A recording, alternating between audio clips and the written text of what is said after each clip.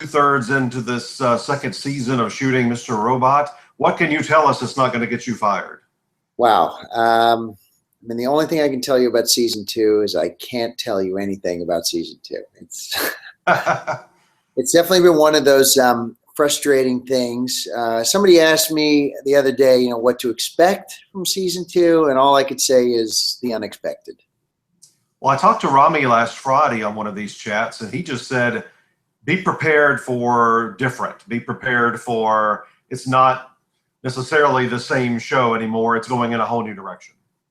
Yeah, I was really interested to see how Sam was going to deal with it and deal with all the issues that came up in season 1.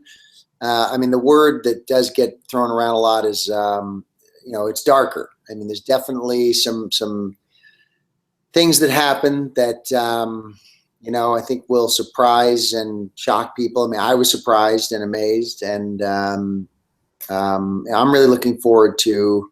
Now, it's one of those shows. I'm very cautious about anything I say about it because I don't want to spoil the experience for anybody. I have the benefit of, getting it from Sam, in that hour and a half phone conversation. Once he's broken season 2, he calls each of us and sort of tells us what our storyline and what our arc is. And, I had many reactions.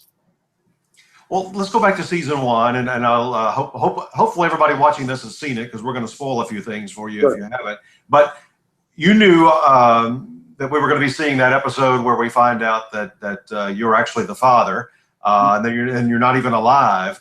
What was it like that week as you knew that episode was coming up to air? Just knowing what was about to explode in your life. Wow. What was that like? Well, I mean, I remember it was a very emotional scene to do. It was an emotional script to read. I'm sitting around the table when we had that read through was particularly very special. We hadn't seen episode 10 yet, so we didn't even know really what to expect or how Sam was going to deal with that revelation and what was going to happen to the relationship. But I mean, look, the day of filming was very powerful. It was interesting for me being on the set and actually talking to even some of the crew guys, because when they found out what the relationship was between me and Elliot, it seemed to hit a few of the guys on the set in a very profound way. I mean, it brought up a lot of feelings in relationship to their father, so that whole father-son dynamic was extraordinarily powerful for everybody around us. But, and then the other thing, with this show, it's, you really do have to, it's like a long poker game, really, and you have to just sort of like keep your face as blank and still as possible. As season 1 did start to gain some momentum, people did become more and more curious about what the deal was, and it became more and more difficult to sort of, find different ways to answer those questions without answering anything. Right. And that week after it aired, I mean, what was the response like from friends and family and other people that you knew? Well, I think it was relief, and Sam also, I think, from episode 1, I even had my suspicions from the pilot. When I read the pilot, I thought, there's something very particularly mysterious about this character, So, I had my first meeting with Sam Esmail, and I asked him what the deal was, and he said, do you really want to know? And I said, yes. And, he proceeded to tell me, and I got very excited about it. I thought it was, definitely out of the box type thinking for a show like this. And it made me very excited. So I think that was pretty much the reaction I got. And then once the cat was out of the bag and people sort of, I could tell they were sort of going back and forth on whether I was there or not, sort of throughout all of season 1. I think Sam kept sort of leaving little clues along the way. I think people were relieved, and like, okay, this makes sense. I think the one thing that really blindsided people mostly was the Darlene reveal. That was the one that nobody saw coming. And it's so funny to like talk about talk about that with Carly, because her experience, the way she's described it, it's like nobody could really understand what the deal was with her character. I mean, she kept showing up at Elliot's apartment, taking a shower at his place, and she just seemed like this girl who was crazy and breaking and entering. Like, what was the deal?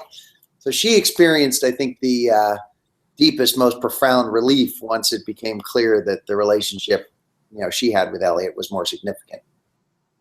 You've had a long career. You started when you were a kid, peaks and valleys like everybody's going to have. What's it like now to be back on the peak again? Wow.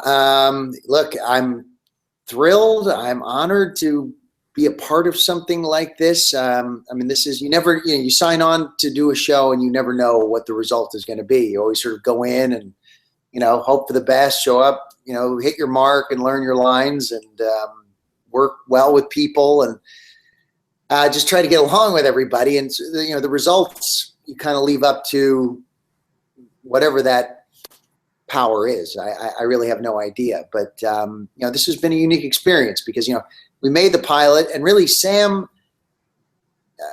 he had a great attention to detail. And I think he's been following what was going on in the news in a much closer manner than anybody else, I suppose. I mean, he was sort of paying attention to the Walmart hacks and Target hacks and, was sort of seeing that things were moving in a particular direction.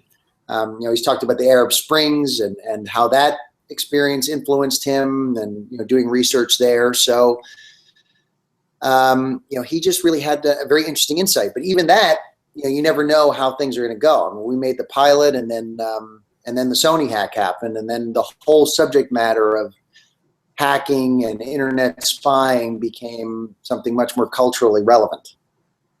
Became way more believable and not just fiction anymore.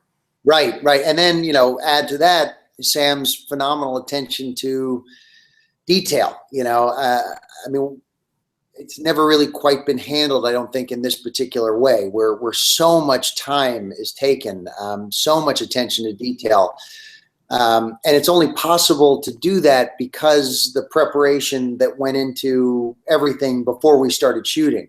I mean, they had written all the scripts, so it gives Sam, the technical advisors, us, like, so much time to just know what the story is and really be able to give attention to all of those technical details. Sometimes it's like watching a little bit of a dance. It's been really, really interesting experience for me to sit on the set and, Rami will be doing a scene. He's sitting there at the computer and there's, a technical advisor off to the side and he's typing things into his computer. So it goes onto Rami's computer and Rami's having to do exactly what is supposed to be happening on the keyboard at that particular moment in order for everything to match up on the screen. So none of it is done with a green screen. All that stuff is shot well in advance and, we have real stuff to react to.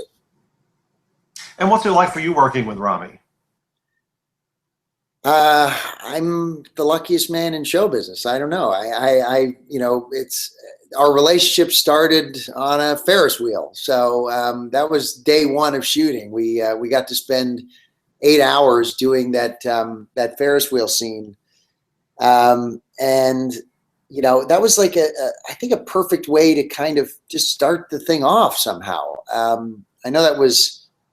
I don't know how they worked that out into the schedule, if it was Sam's idea, if it was Nil's idea, I'm not sure, but it was just perfect, to be able to start this thing off at an amusement park like Coney Island, riding around on a Ferris wheel for 8 hours that day, in a cage. It was really just me and Rami pretty much together all day. So it gave us an opportunity to get to know each other very well and very quickly. So that was great. And, I find him to be, like everybody else in the cast, just professional and prepared and, but still able to have a good time. It's like everybody sort of, takes the work seriously, but they don't take themselves too seriously. Well, you've had, in addition to the show and the reaction and then shootings of the second season here in 2016, you've had a wonderful awards year.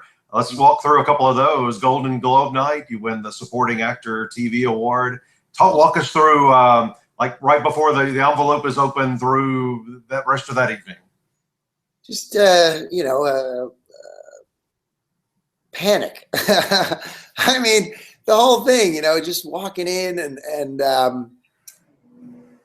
it's an interesting experience. I mean, it was thrilling, it was humbling, it was exciting. I was so honored, and man, it was funny also because I have been in the business a long time, so I knew a lot of the Hollywood foreign press people for years. I mean, some of them I'd met when I was 16 years old. So it was nice to kind of get the opportunity to reconnect with a lot of those people and say hello again. And look, I mean, to have something to be proud of like this is wonderful. I mean, it just made us all feel very happy, and to be in that room with people that I just admire so greatly and so hugely. It was a thrilling night on every level.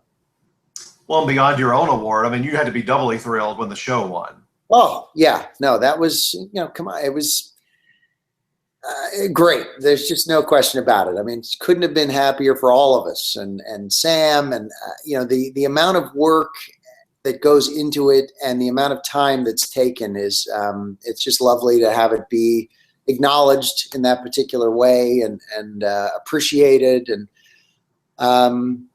and like I said, I mean, to be a part of something that has some sort of cultural relevance. I mean, it definitely does sort of fit right into the stream of life and things that are happening in our world. And like I've always said, on the one hand, it's very exciting to be a part of a show like that, but also scary to be living in a world like that.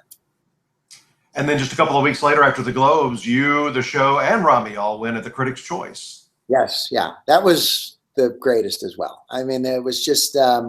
You probably knew a lot of them for many years. Yeah, sure.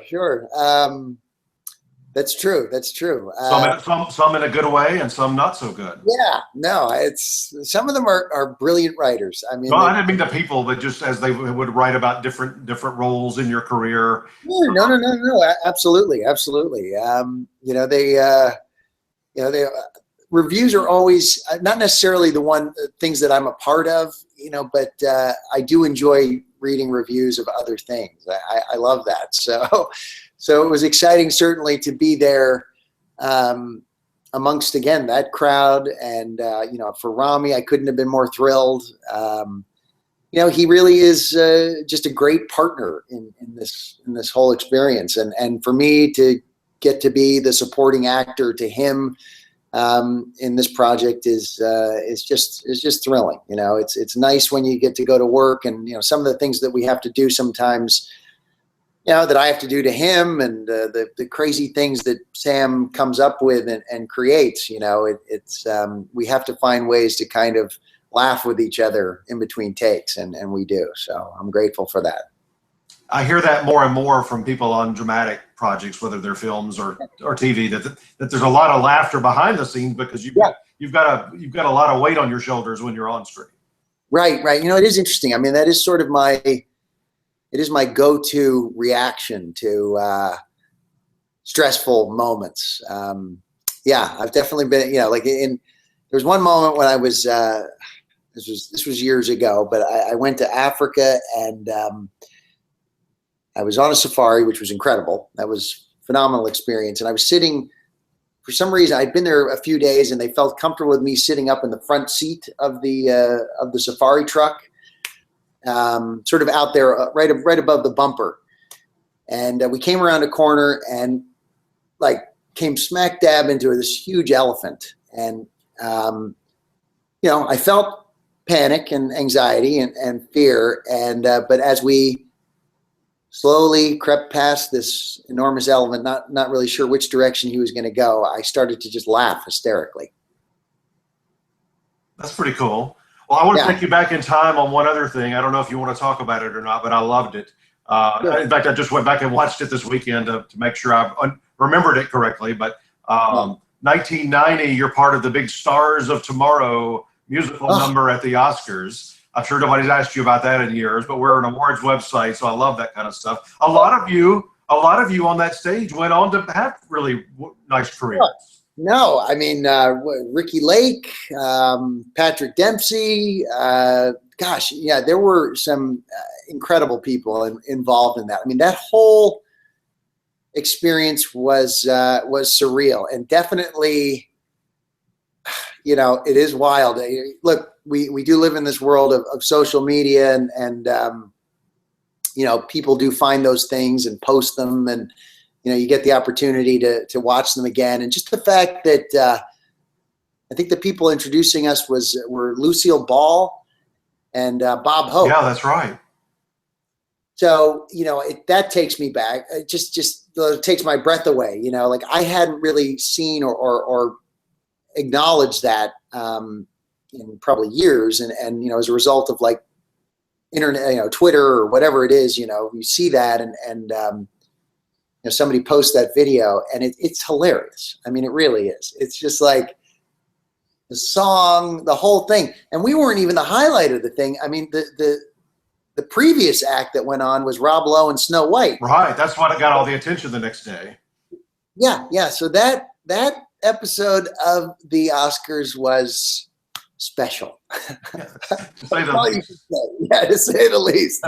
It had some colorful moments that I was proud to be a part of. What's going to be funny for me is watching YouTube. All of a sudden is going to get, after people watch this interview, a ton of searches for that particular dance number. They're going to be wondering, why all of a sudden are people looking for this? Yeah. Oh God, it's great. It's great. Hey, one last question. So many of us think you're going to be up at the Emmy Awards here in a few weeks, and you're going to have to choose an episode from season 1. Have you thought about it yet? Have you picked one out? Like choose an episode that for the right. You'll have a judging panel viewing your category. So each of the 6 of you, if you're nominated, we'll choose one episode from this season. And if you haven't thought about it yet, what you typically want to look for is something where, especially in your case being supporting, you want something where you've got a decent amount of screen time. Want something where you've got a good range, and you want something where you've got a good impact. Well, I mean, it's can I say that I would, man, have you interviewed Rami yet? Yeah. Well, you've already done Rami. Okay. He had the same reaction you did. He didn't know. He wasn't entirely certain of that process, and so I just gave him the same advice. So he's thinking about it. Okay, good. Let him think about it, and I will just say that I don't remember what episode it was. Maybe I think episode 6, where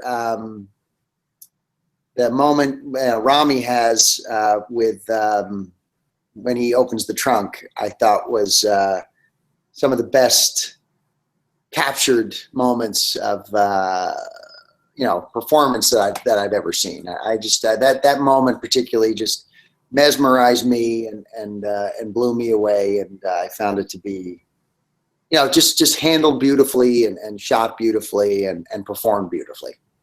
Well, you've got a few weeks to think about it, so you and your reps can talk it over, and Sam, and figure out what would be the best. I think that's probably the best thing to do, is to go and let Sam decide. He seems to be capable of honing those things in. So I will be done.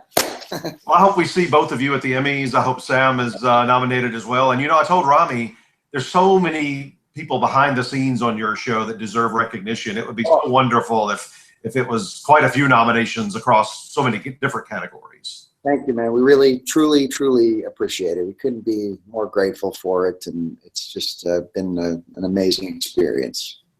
Well, thanks. Have a great summer. Thank you so much. It was a pleasure.